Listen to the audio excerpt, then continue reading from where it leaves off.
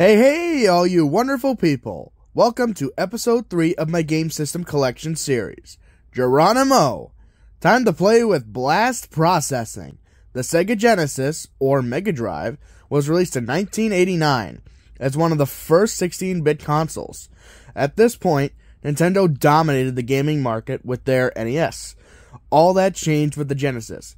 In the time before the Super Nintendo, Sega took the opportunity to take a chomp out of Nintendo's wallet. Now let's see if Sega does what Nintendo don't. We'll be swapping it around from the last episode and showing the big releases first. Sonic the Hedgehog, the first big competitor for Super Mario. Difference being, speeds the game. This is certainly a fun and challenging start to what I feel is a lovable series that happens to have a bumpy history.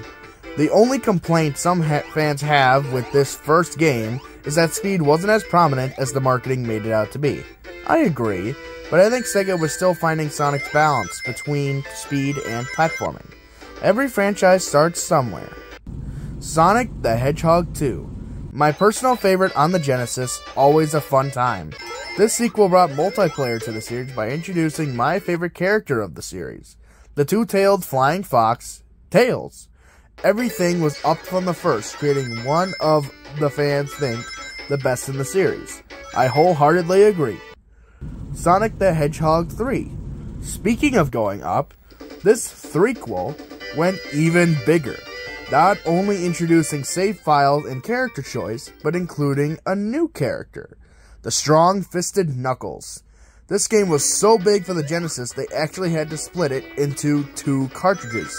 Speaking of which, Sonic and Knuckles. The second half of Sonic 3 lets you play as either Sonic or Knuckles in a new selection of levels. You can, as many know, get the full game by placing Sonic 3 on top with Sega's so-called lock-on technology. But it only works with one other game, that being Sonic 2, where Sonic and Tails are replaced by just Knuckles, with his abilities from Sonic 3 and Knuckles. Try any other game, though, and you get this humorous scream. Sonic Speedball. Dr. Robotnik's at it again, but instead of platforming, this time you had to play pinball as Sonic to save the day. Yeah, it's goofy, but that's where the fun is. Dr. Robotnik's Mean Bean Machine. This is actually a westernized version of the Japanese puzzle game Puyo Puyo, with characters from the Adventures of Sonic the Hedgehog TV show. You match the beans and stop Robotnik. Classic puzzle action. Mortal Kombat! Sorry. One of the biggest fighting games of the 90s, Mortal Kombat came as a competitor to Street Fighter. Only this time the characters looked photorealistic and the violence was unheard of. This version has the blood code, whereas the SNES counterpart censored it completely. It's one of the reasons we have the rating system today. I should mention, most say you should definitely use a 6-button controller, but I use 3 buttons just fine.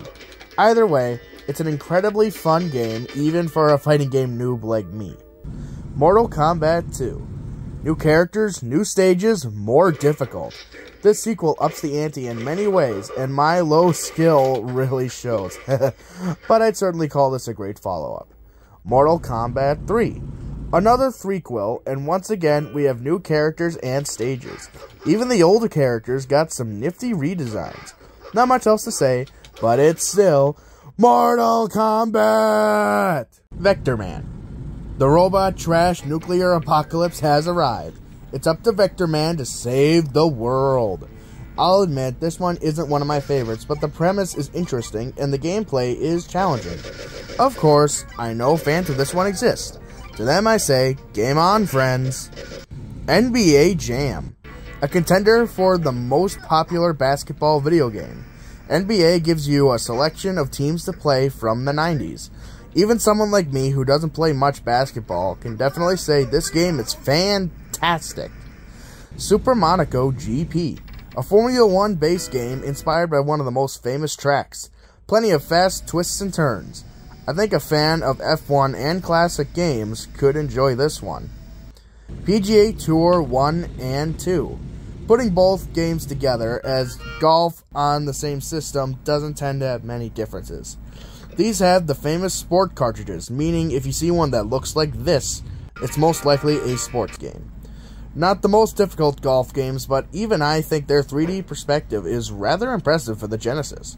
It's golf, and I like it a lot. 6-pack. A multi-pack of Sega games, so let's make this a lightning round. Sonic 1, the first cartridge I played this on. Super Hang-On, fast fun bike action just like the arcade. Revenge of Shinobi, side-scrolling action ninja style. Golden Axe, tough beat-em-up with special moves. Streets of Rage, cityscape beat-em-up with an edgy feel. Columns, put the jewels and colors together. Lightning round, complete. Arcade classics. My first arcade compilation. Long story short, I've covered the Atari versions of Centipede and Missile Command. Main difference here is they now visually match the arcade. Pong. Beat the ball back and forth. Simple, yet fun. There you have it, the Sega Genesis. This thing sure gave Nintendo a good fight, and it's just awesome. Episode 4 should come soon. Until then, keep doing what Nintendo don't and use that blast processing. Good day to you all.